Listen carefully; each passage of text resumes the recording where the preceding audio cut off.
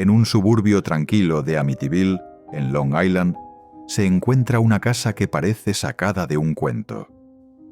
Pero en realidad es una pesadilla disfrazada de hogar. Ubicada en el 112 de Ocean Avenue, esta vivienda de estilo colonial holandés, con su peculiar techo a dos aguas y esas ventanas que parecen ojos vigilantes, podría parecer encantadora a primera vista. Pero bajo esa fachada pintoresca se esconde una historia bañada en sangre, terror y secretos que aún hoy siguen sin respuesta. Todo comenzó en 1974, cuando una noche espantosa culminó en el asesinato a sangre fría de 6 miembros de la familia DeFeo. Pero eso fue solo el comienzo. Lo que siguió no fue solo un crimen atroz. Fue el nacimiento de una leyenda, apariciones demoníacas, voces espectrales y una espiral de tormento psicológico que envolvió a la siguiente familia que se atrevió a vivir entre esas paredes. Esta es la historia completa, inquietante, del misterio de la casa de Amityville, un lugar donde el miedo se mezcla con la realidad, y una noche de horror dejó una cicatriz imposible de borrar.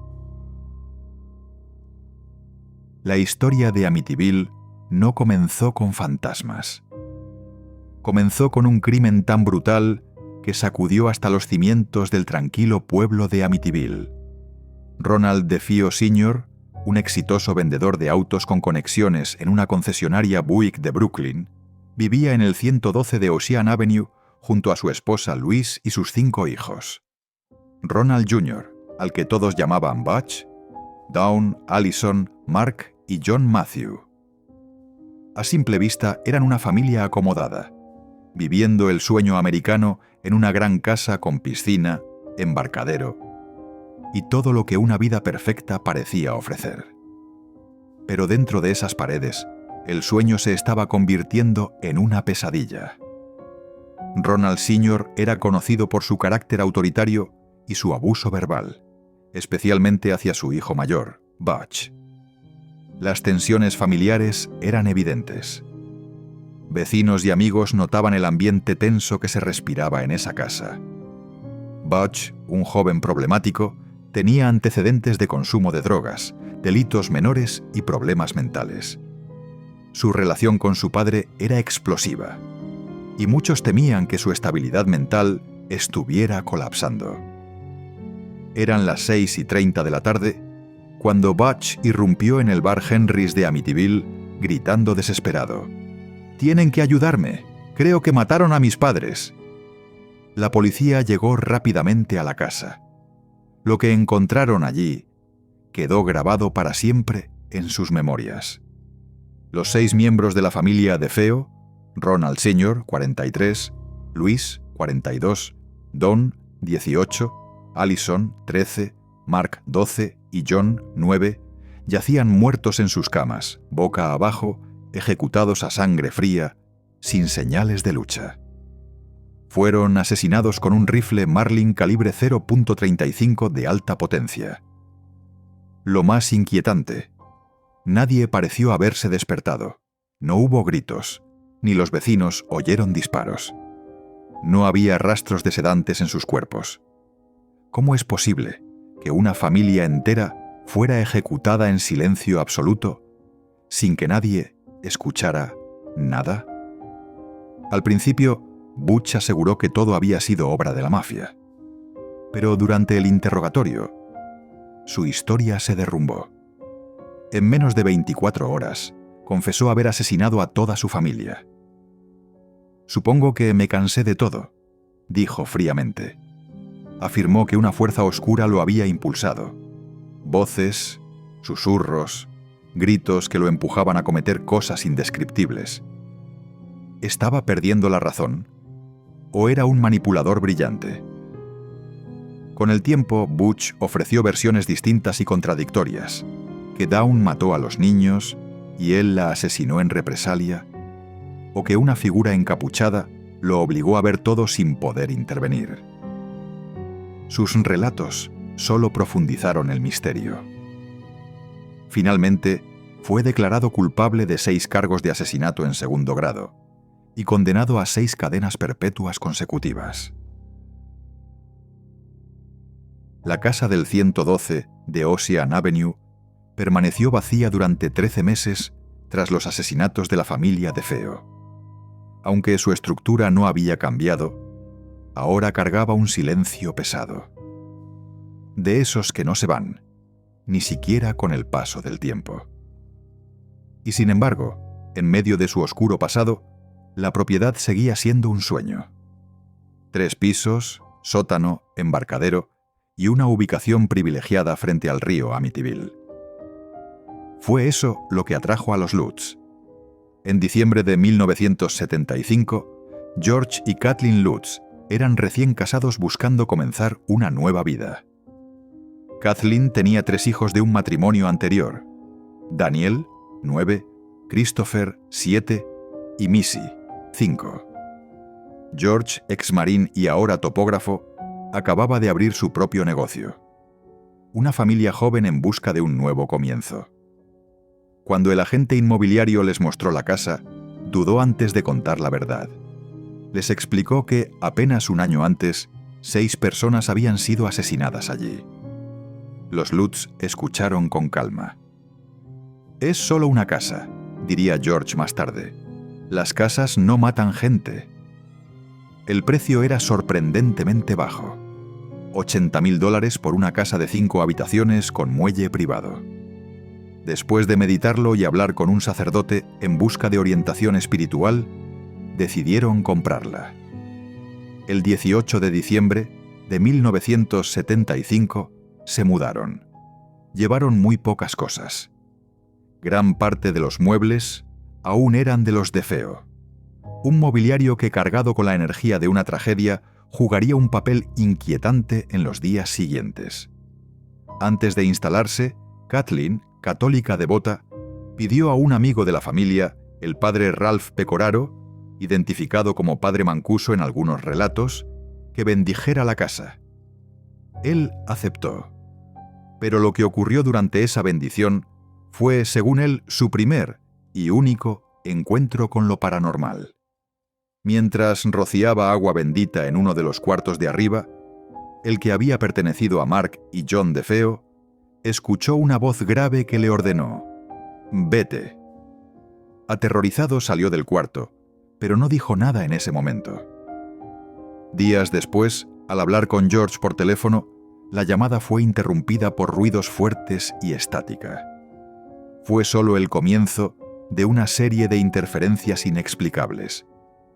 Poco después, el padre Pecoraro desarrolló fiebre alta y ampollas dolorosas en sus manos, parecidas a estigmas. ¿Coincidencia o algo más oscuro?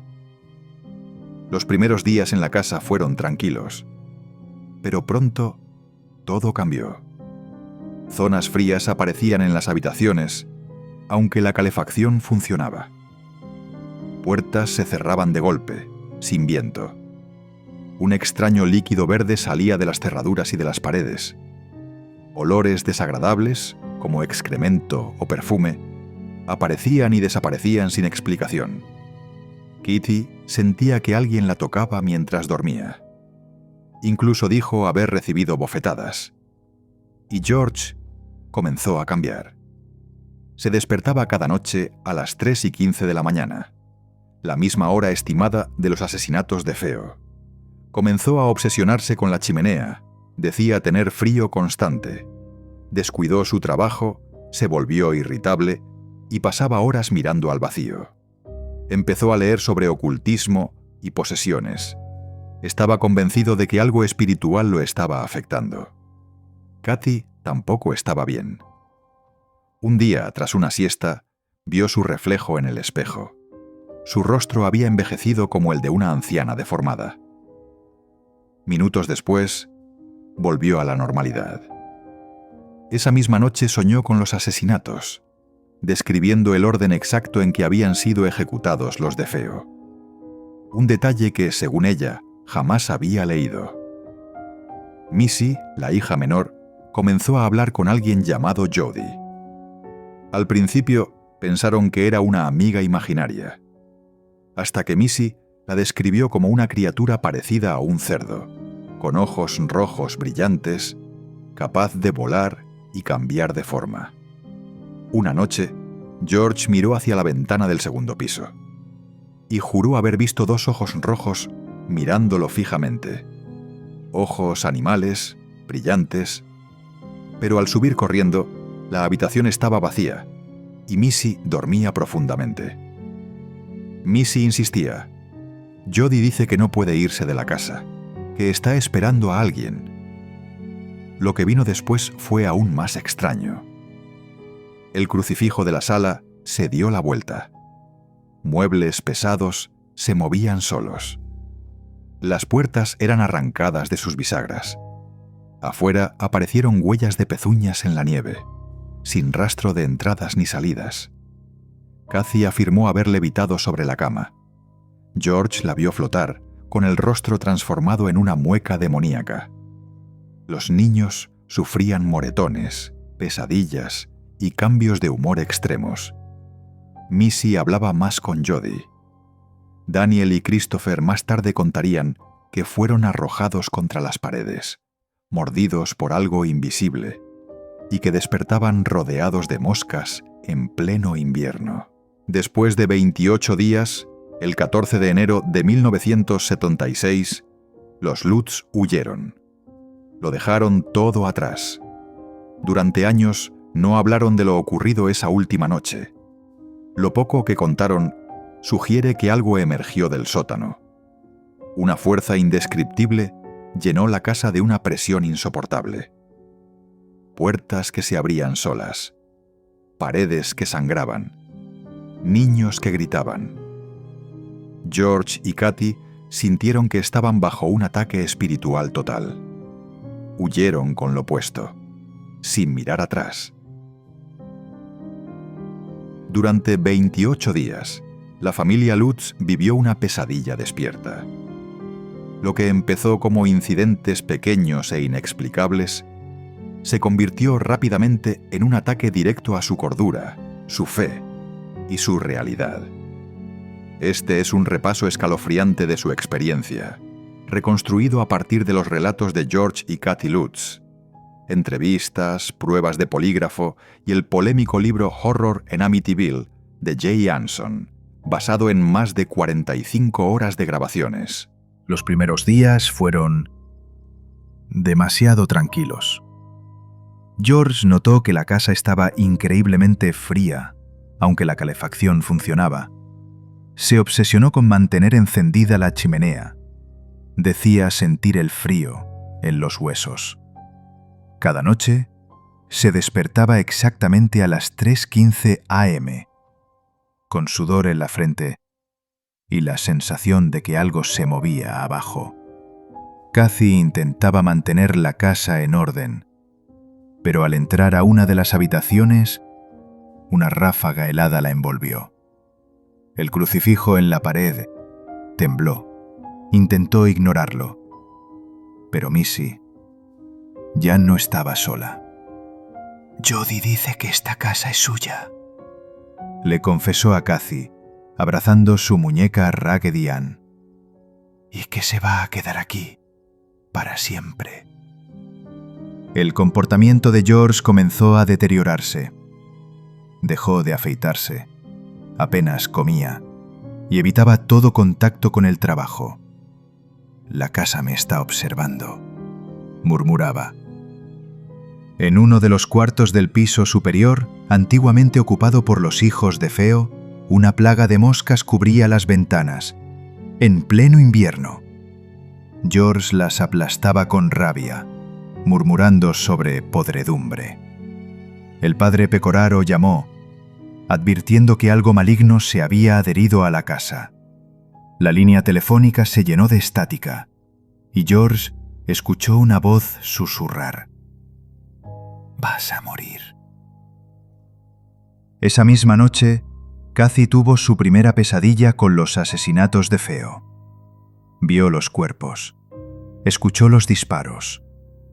Sintió la casa cerrarse como una neblina sofocante. Despertó empapada en sudor, y las sábanas, rasgadas, como si un animal las hubiera arañado. Jodie, la amiga imaginaria de Missy, aparecía todos los días. Missy decía que la protegía. Una noche, George pasó frente a su cuarto. La ventana estaba abierta, y detrás del cristal, 2 ojos rojos lo observaban. Entró corriendo, pero solo encontró a Missy, dormida y sonriente. Días después, ambos padres vieron a Jodie. Kathy la describió como un enorme cerdo con ojos brillantes, parado detrás de Missy en la ventana. Corrieron hacia la habitación, pero no había nada. Afuera, en la nieve, aparecieron huellas de pezuñas, sin rastros humanos que llegaran o salieran. George se volvía más distante. Su mirada se oscurecía. Su voz era más grave. Ya no era el mismo. Kathy comenzó a oír voces en sus sueños. Susurros en latín, gritos y llanto dentro del armario. Soñó con Luis de Feo. Dijo haber visto los asesinatos a través de sus ojos. Describió detalles nunca revelados públicamente. El perro de la familia, Harry, ladraba hacia las paredes, gruñía al vacío y se negaba a bajar al sótano, hasta que George decidió bajar solo.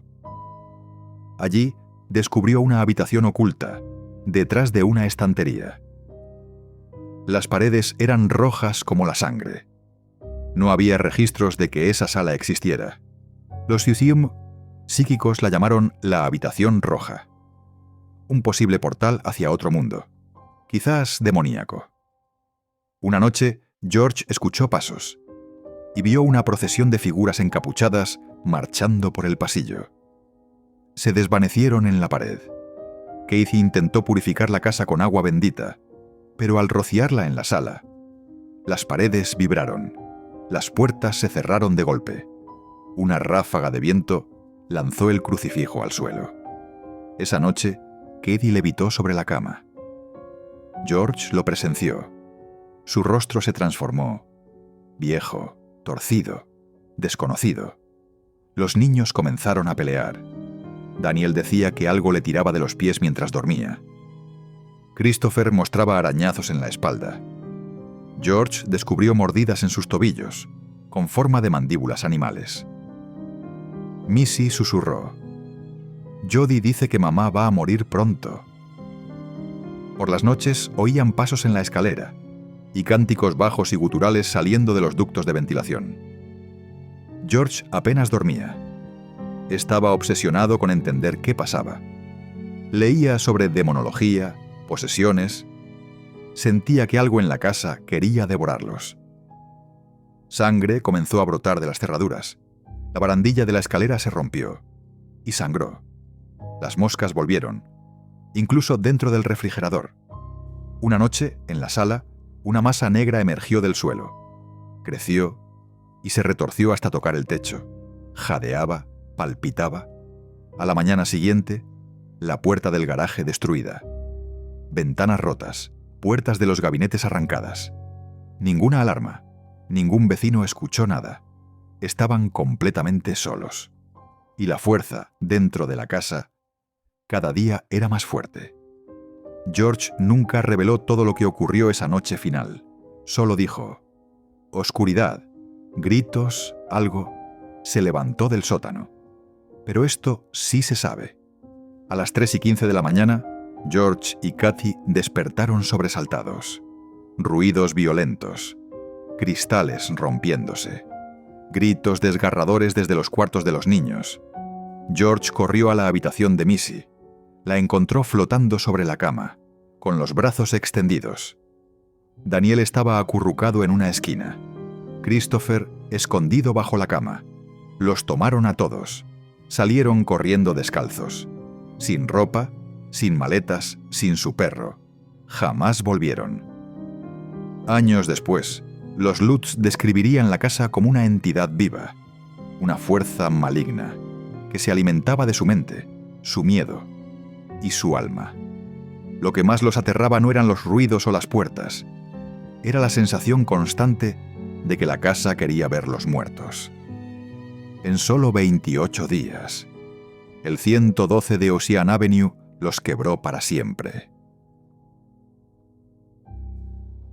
Cuando la familia Lutz huyó de su casa en las primeras horas del 14 de enero de 1976, no solo dejaron atrás muebles, dejaron miedo, preguntas y un enigma espiritual que atraparía a toda América. Su huida dio origen a una de las investigaciones paranormales más famosas del siglo XX, atrayendo a demonólogos, psíquicos, científicos y escépticos por igual. La casa ubicada en el 112 de Ocean Avenue ya no era solo el escenario de un asesinato masivo. Ahora se consideraba una posible puerta de entrada al mundo sobrenatural. George y Kathy Lutz no acudieron de inmediato a los medios. Tras abandonar la casa, se refugiaron en casa de la madre de Kathy, sin querer hablar públicamente. Temían ser señalados como inestables o acusados de querer lucrar con una tragedia, pero los sucesos extraños los seguían. George afirmaba que los objetos se movían solos, incluso en la nueva casa. Kathy tenía pesadillas constantes. Comenzaron a pensar que algo del 112 de Ocean Avenue, se había pegado a ellos. Contactaron al parapsicólogo Dr. Stephen Kaplan. Aunque escéptico, aceptó investigar. Pero muy pronto surgieron tensiones. Kaplan les advirtió que no exageraran y cuando los Lutz invitaron a otros investigadores, él los acusó de inventar todo. La familia rompió relación con él. Entonces aparecieron Ed y Lorraine Warren, los famosos investigadores paranormales que ya habían examinado casos como el de la muñeca Annabelle o la familia Perron. Fueron contactados por Marvin Scott, reportero del Canal 5 de Nueva York, quien había entrevistado a los Lutz y quería ir más allá. El 6 de marzo de 1976, los Warren entraron a la casa con un equipo de psíquicos, investigadores y una cámara de televisión. La familia Lutz no los acompañó. El equipo entró durante la noche. George y Kathy habían descrito el sótano como el centro del mal, un lugar donde sentían que los observaban, o algo peor. Los psíquicos coincidieron. Una de ellas, Mary Downey, dijo sentir una presencia maligna, no humana. Describió un vórtice de ira y desesperación, una energía que estaba allí incluso antes de los asesinatos de Feo. Los Warren se mostraron especialmente preocupados por una habitación secreta en el sótano, conocida como el Cuarto Rojo. Lorraine, clarividente, se negó a entrar. Aseguró haber visto una sombra de muerte y afirmó que la casa estaba habitada por una presencia demoníaca. Durante la investigación, Lorraine se sintió profundamente triste y con náuseas. Más tarde, declaró que la casa de Amityville era lo más cercano al infierno que había conocido. Uno de los elementos más inquietantes de esa noche fue una fotografía tomada con una cámara de infrarrojos programada para activarse automáticamente.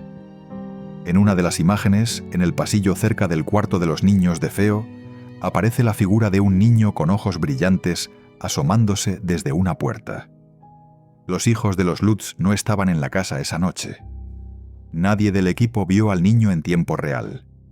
La imagen fue apodada el Niño Fantasma, y algunos aseguraron que era el espíritu de John Matthew DeFeo, el hijo menor asesinado en 1974.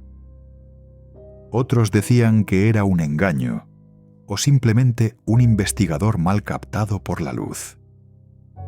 Sea lo que sea, la foto alimentó aún más el debate. No todos creían que la casa estaba embrujada. Stephen Kaplan, el parapsicólogo descartado por los Lutz, inició una campaña para desacreditar la historia. Publicó un libro titulado La conspiración del horror de Amityville, donde acusaba a la familia y sus colaboradores de haber inventado todo por dinero. Entre las pruebas citadas por escépticos estaban registros del clima, que desmentían la existencia de huellas en la nieve la noche en que George las describió. Planos de la casa que demostraban que el cuarto rojo no era secreto, sino un simple cuarto de servicios. Informes policiales que afirmaban que la casa estaba ordenada cuando los Lutz se fueron, sin señales de daño ni desorden. Muchos comenzaron a creer que el caso había sido exagerado o directamente falso. En 1977, Jay Anson publicó Horror en Amityville. El libro narraba una versión aterradora y dramatizada de los hechos, basada, supuestamente, en más de 40 horas de grabaciones de los Lutz. Fue un fenómeno. Vendió millones de copias y se convirtió en uno de los relatos verídicos más populares sobre fantasmas en Uyo-U, pero también trajo críticas. Señalaron inconsistencias, exageraciones y posibles licencias creativas por parte de Anson. George y Kathy defendieron que los hechos centrales eran reales, aunque admitieron que algunos momentos fueron dramatizados. En 1979, William Weber, abogado defensor de Ronald DeFeo Jr., demandó a los Lutz. Afirmó haber creado la historia junto a ellos, tomando vino y planeando un fraude compartido. Los Lutz negaron esto y dijeron haber cortado todo contacto con él. Para defender su versión, George y Kathy se sometieron a la prueba del polígrafo, administrada por expertos de alto nivel.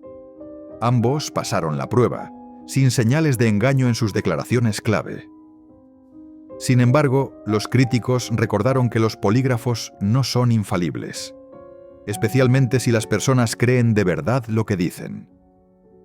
Mientras el caso dividía opiniones, psicólogos y sociólogos ofrecieron otra mirada. Quizás George y Kathy compartían una alucinación inducida por el estrés y el conocimiento del pasado de la casa. Otros hablaron del poder de la sugestión. Vivir en una casa donde ocurrió una masacre puede hacer que incluso eventos normales se interpreten como paranormales. Incluso se habló de traumas latentes, sobre todo en los niños.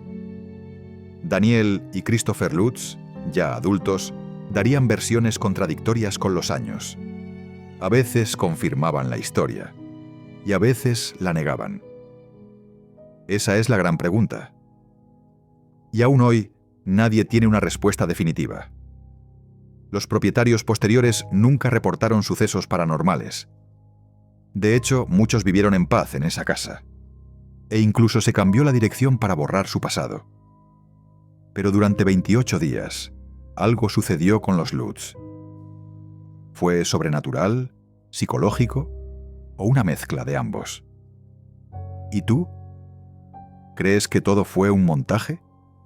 ¿O que hay algo más allá de lo que la ciencia puede explicar? Lo que comenzó como una tragedia real se transformó en una de las historias paranormales más rentables y polémicas de la historia de Estados Unidos.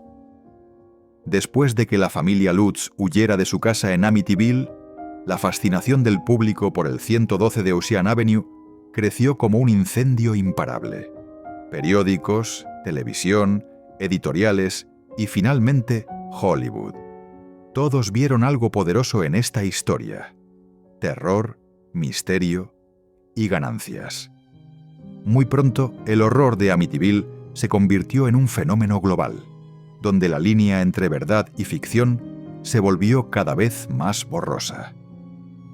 A principios de 1976, los medios difundieron por primera vez las declaraciones de los Lutz. Diarios locales como Newsday y The New York Daily News recogieron la historia. Una familia huyendo de una casa embrujada, ligada a uno de los asesinatos más brutales en la historia de Long Island.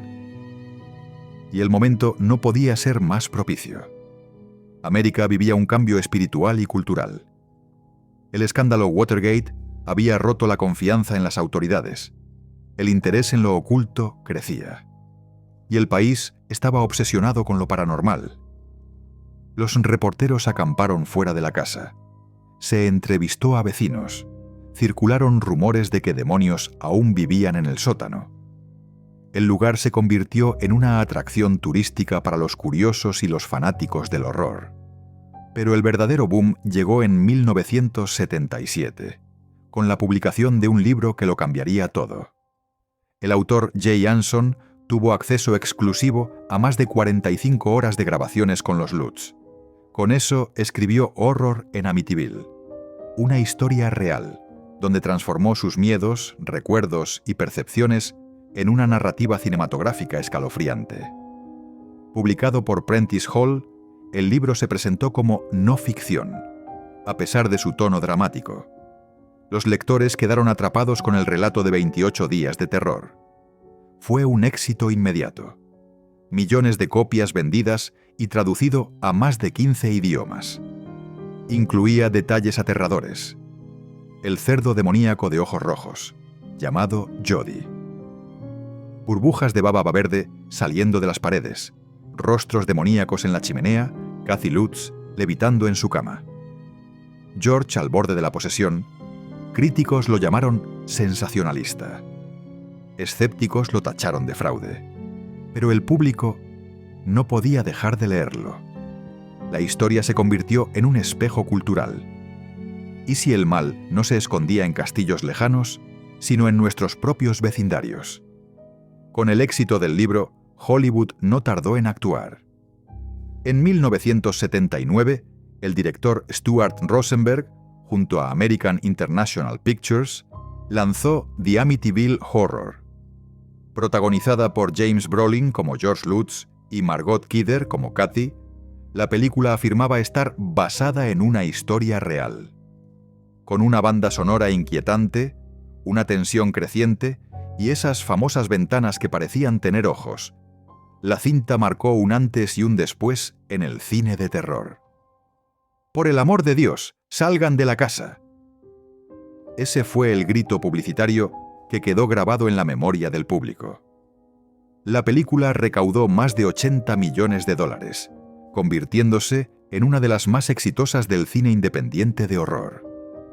Aunque se tomaba licencias creativas y dramatizaba aún más los hechos, el impacto era ya irreversible. La casa había pasado de ser un lugar a convertirse en leyenda. El libro y la película fueron solo el comienzo. El caso Amityville se transformó en una franquicia multimillonaria, algo raro para una historia real. Libros. Jay Anson escribió una secuela, 666, sobre numerología demoníaca. George Lutz participó en otras versiones del relato. Críticos y escépticos publicaron sus propios libros, como La conspiración de Amityville, de Stephen Kaplan. Amityville II, La posesión, 1982, una precuela con temas de incesto y posesión demoníaca. Amityville 3D, 1983, completamente ficticia, con portales al infierno. La maldición de Amityville, década de 1990, filmada en Canadá, sin relación con la casa real. Con el tiempo surgieron más de 30 películas, muchas de bajo presupuesto, con títulos como Amityville, La casa de muñecas. Amityville en el espacio La cosecha de Amityville. Cada una más surrealista que la anterior, demostrando que la marca Amityville se había incrustado en la cultura pop del horror. En 2005, MGM y Platinum Dunes lanzaron una nueva versión, con Ryan Reynolds como George Lutz. La película introdujo elementos nuevos, como un supuesto cementerio indígena bajo la casa. Aunque recibió críticas mixtas, revivió el interés en la historia original para una nueva generación. Durante los años 70 y 80, George y Kathy aparecieron en múltiples programas de televisión. Good Morning America, The Merv Griffin Show, 2020, entre otros. Fueron elogiados por creyentes, atacados por escépticos, pero siempre mantuvieron su versión de los hechos. Incluso cuando surgieron detalles contradictorios, nunca retrocedieron. La historia de los Lutz se volvió un mito moderno, mencionada en podcasts y programas de radio de horror, cursos universitarios sobre lo paranormal, comedias satíricas y sketches, letras de rap y videojuegos. Tras la tormenta mediática, el 112 de Ocean Avenue fue remodelado. Las icónicas ventanas con ojos fueron reemplazadas. Incluso se cambió la dirección para evitar el turismo y el acoso. Los nuevos propietarios nunca reportaron actividad paranormal. De hecho, muchos han dicho públicamente que vivieron en paz y detestaban el sensacionalismo. Pero el daño, o el mito, ya estaba hecho. Aunque jamás vuelva a ocurrir nada entre esas paredes, el 112 de Ocean Avenue ya es parte de la leyenda. Porque el horror de Amityville dejó de ser solo una historia sobre los Lutz. Se transformó en símbolo de algo mucho más profundo: la fragilidad de la seguridad en el hogar, la fascinación con el mal y la eterna pregunta: ¿puede la creencia por sí sola dar vida a la oscuridad? A finales de la década de 1970, el horror de Amityville se había convertido en una de las historias de fantasmas reales más rentables de todos los tiempos. El libro había vendido millones de copias. La película había aterrorizado al público. La historia de la familia Lutz se había grabado en el folclore estadounidense. Pero no todos les creyeron. A medida que crecía la fama de Amityville, también lo hacía un coro de escépticos decididos a desmontar la leyenda, ladrillo por ladrillo. En el centro de esta controversia surgía una pregunta simple e inquietante. ¿Fue todo un engaño? Casi tan pronto como el libro salió a la venta en 1977, comenzaron a surgir inconsistencias en el relato de los Lutz. Los críticos señalaron fallos lógicos. ¿Cómo podía salir una sustancia viscosa verde de las paredes si los investigadores no encontraron rastro alguno? ¿Por qué no se tomaron fotos o videos durante la supuesta actividad paranormal, especialmente en una época ya habituada a los medios?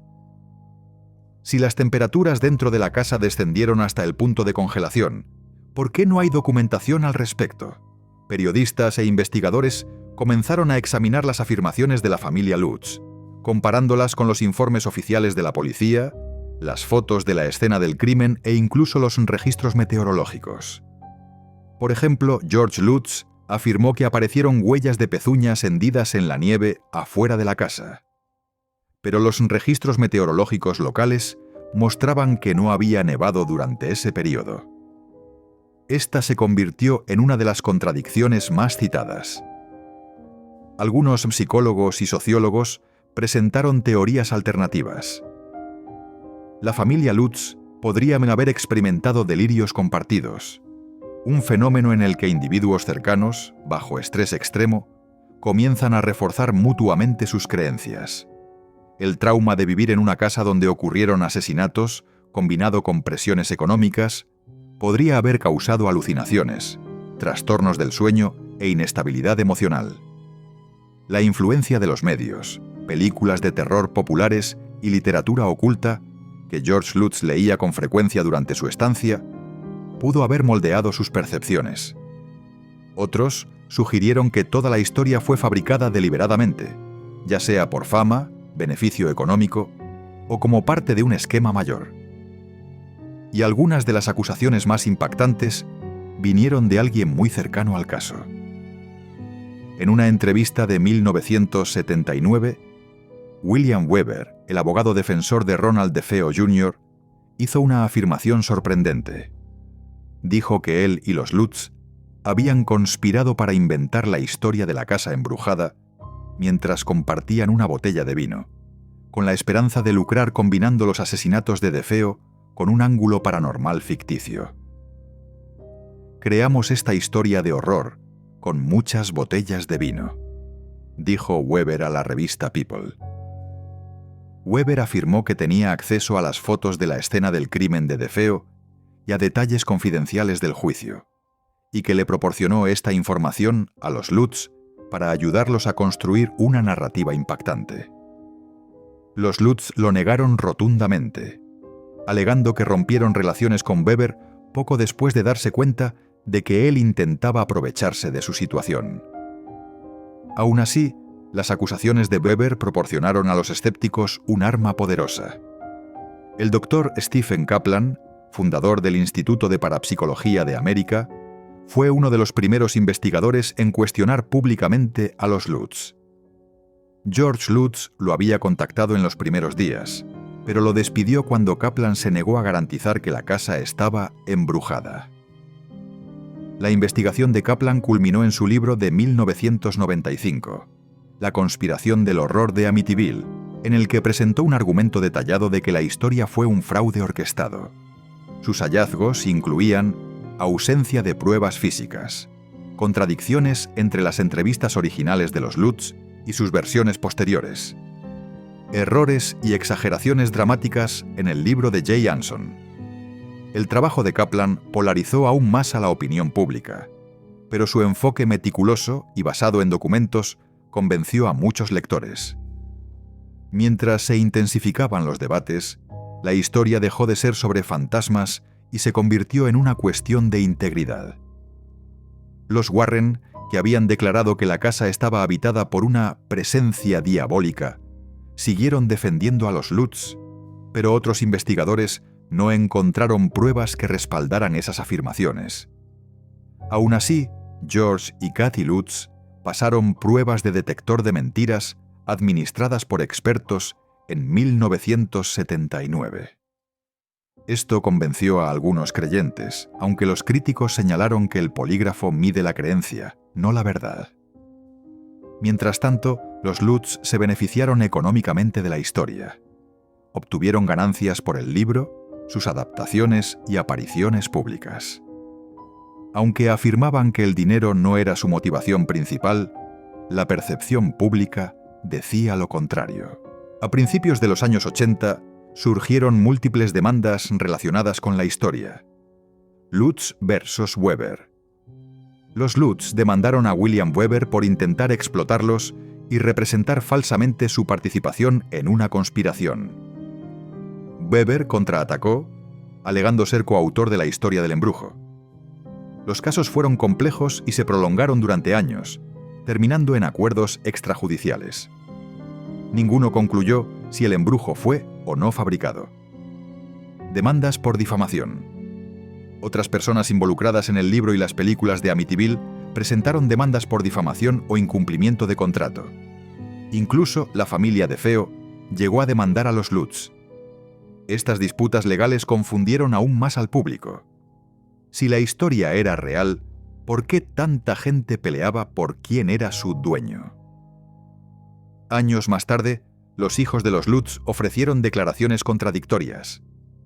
Daniel Lutz, en particular, ha hablado tanto a favor como en contra del embrujo. En el documental de 2013, Mi horror de Amityville, Daniel describió a George Lutz como un maniático del control, obsesionado con lo oculto. Afirmó que el embrujo fue real, pero culpó a la energía oscura de George, posiblemente incluso practicando satanismo, por desencadenar el caos espiritual. Christopher y Missy Lutz han permanecido en gran medida fuera del ojo público, y algunos informes indican que nunca estuvieron completamente de acuerdo con la versión de sus padres. Estos testimonios conflictivos añadieron más dudas y más complejidad al legado de Amityville. La historia de la casa de Amityville se convirtió en más que una historia de fantasmas. Se volvió una línea divisoria cultural. Para los creyentes, era prueba de que el mundo espiritual puede infiltrarse en el nuestro, que el mal puede adherirse a los lugares y que las fuerzas demoníacas son reales. Para los escépticos, era un mito moderno, inventado por ganancias, sostenido por el miedo y alimentado por la maquinaria de Hollywood. La verdad, quizás, se encuentra en algún punto intermedio. Una familia profundamente afectada por un lugar ya trágico, vulnerable a la sugestión, la creencia y la presión de un mundo ansioso por creer en monstruos. Han pasado más de 50 años desde que 6 miembros de la familia DeFeo fueron asesinados en sus camas en Ocean Avenue, en Amityville. Desde entonces, la casa se ha convertido en uno de los lugares embrujados más infames y polarizadores del mundo. Sin embargo, si miras la casa hoy, parece tranquila, incluso ordinaria. No hay ventanas tapiadas, ni luces extrañas, ni demonios con forma de cerdo mirando desde el segundo piso. Pero detrás de esas ventanas vive una historia demasiado enredada para morir. La casa en el 112 de Ocean Avenue, posteriormente renumerada como 108 para disuadir a los turistas, ha cambiado de propietarios varias veces desde que los Lutz huyeron. La mayoría de los dueños no han reportado actividad paranormal. Muchos han negado activamente que la casa esté embrujada. Algunos incluso tomaron acciones legales para separar sus vidas de la historia de los Lutz y del legado de El Horror de Amityville. Aún así, fueron acosados con frecuencia. Turistas se estacionaban afuera. Cazafantasmas se colaban en la propiedad. Un propietario dijo que incluso llegaron personas a intentar realizar exorcismos en su jardín. Con el tiempo, algunos se rindieron y se mudaron, no por miedo a los espíritus, sino por agotamiento. Si la casa fue la chispa, Hollywood fue la gasolina.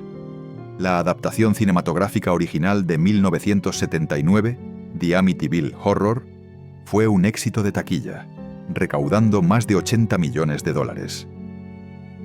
James Brolin y Margot Kidder interpretaron a George y Kathy Lutz. Aunque la película tomó libertades con la historia, consolidó a Amityville como un ícono cultural del terror. Después vinieron más películas, algunas conectadas, muchas no, secuelas: Amityville Sondo, The Possession, Amityville 3D, remakes, en especial la versión de 2005 con Ryan Reynolds, spin-offs y entradas no oficiales. Más de 30 películas hasta 2025. Estas adaptaciones variaron enormemente, presentando relojes embrujados, muñecas malditas, espejos infernales e incluso invasores del espacio. En algún punto, Amityville se convirtió en una marca, un atajo para decir terror. Pero cada adaptación difuminó más la línea entre la verdad y la ficción, empujando la historia original más allá, hacia la leyenda. ¿Por qué la historia de Amityville perdura? Porque apela a miedos profundos y primitivos. La violación del santuario. Una casa embrujada no es solo espeluznante, es el hogar volviéndose contra nosotros. La amenaza a la familia: 6 personas fueron asesinadas en sus camas. Otra familia huyó aterrada. El mensaje: ningún lugar es seguro. La ambigüedad del mal. ¿El mal estaba en la casa o en las personas? Psicólogos afirman que historias como Amityville apelan a nuestra necesidad de explicación ante el trauma. Cuando sucede algo terrible, como los asesinatos de Feo, nuestra mente busca un significado. Debe haber algo más, pensamos. Nadie haría eso, así como así. Esa necesidad abre la puerta al folclore, a los demonios, a cerdos poseídos y sombras con ojos rojos. Es más fácil creer en algo allá afuera que aceptar que el mal puede venir simplemente de nosotros. Durante décadas, muchos autores, periodistas e investigadores han revisitado el caso Amityville. Libros como High Hopes, The Amityville Murders y The Night the DeFeos Died profundizan en el crimen real y las inconsistencias en el testimonio de DeFeo. Documentales como My Amityville Horror, 2013, dieron voz a los hijos de los Lutz, especialmente Daniel Lutz, cuyo trauma parecía real, aunque sus recuerdos fueran contradictorios. Hoy en día, canales de YouTube y podcast siguen reexaminando la historia, con las comunidades de crimen real y lo paranormal debatiendo cada detalle. Para algunos es un embrujo que les cambió la vida. Para otros, un caso sin resolver o una estafa. Para todos, un enigma sin respuesta. Perdidas en las sombras de demonios y fantasmas están las verdaderas víctimas. la familia DeFeo. Louis y Ronald Sr. Dunn, Allison, Mark y John No, eran actores en una historia de terror. Fueron asesinados mientras dormían por alguien en quien confiaban. Y ningún fantasma, por dramático que sea, debería borrar su memoria. Ronald DeFeo Jr., quien fue condenado a 6 cadenas perpetuas, murió en prisión en 2021. Sus historias cambiantes y su negativa a admitir completamente su culpa solo profundizaron el misterio. Pero al final se hizo justicia. Entonces, ¿estaba embrujada la casa de Amityville? Eso depende de a quién le preguntes. Para los Lutz, fue real. Nunca se retractaron de su historia. Para los escépticos, fue un cuento elaborado que se salió de control. Para los verdaderos creyentes, sigue siendo una advertencia sobre los peligros de lo invisible. Para Hollywood, fue una mina de oro. Y para la mayoría es un fantasma cultural, una mezcla de hechos, ficción y miedo que se niega a morir. Lo que queda hoy es un híbrido extraño. Un crimen real, una leyenda de horror y un espectáculo mediático de advertencia. Todo combinado en una dirección maldita de Long Island. Las icónicas ventanas, en forma de media luna, que brillaban en el cartel de la película, han sido reemplazadas. El césped está cuidado. El revestimiento de la casa es nuevo. La pintura es normal. Podrían jugar niños en el jardín. Un perro podría ladrarle a una ardilla. Una pareja podría discutir sobre las compras detrás de sus puertas. Pero para quienes conocen su historia, quienes leyeron los libros, vieron las películas o escucharon los susurros en una noche lluviosa, nunca será solo una casa. Siempre será la casa de Amityville, una casa de horrores, una casa de preguntas, una casa donde la línea entre los vivos y los muertos nunca fue del todo clara.